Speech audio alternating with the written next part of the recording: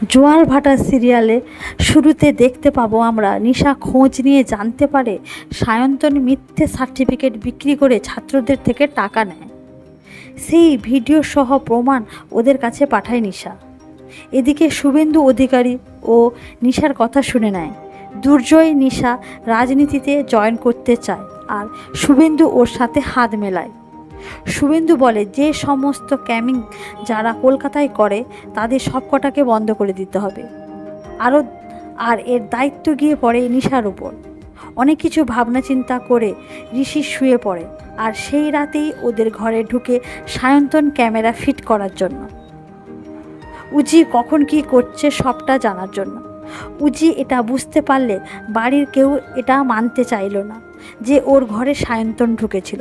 সবাই ভাবে এত স্ট্রেসের মধ্যে ওর মাথা খারাপ হয়ে গেছে।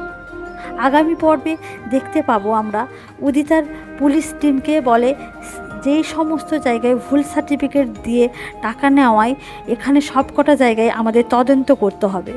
ওদিকে দুর্জয় ও সায়ন্তন প্ল্যান করে নিশা যেই ফ্ল্যাটে যাচ্ছে ওই ফ্ল্যাটের মধ্যেই বোম দিয়ে বাস করাতেই হবে।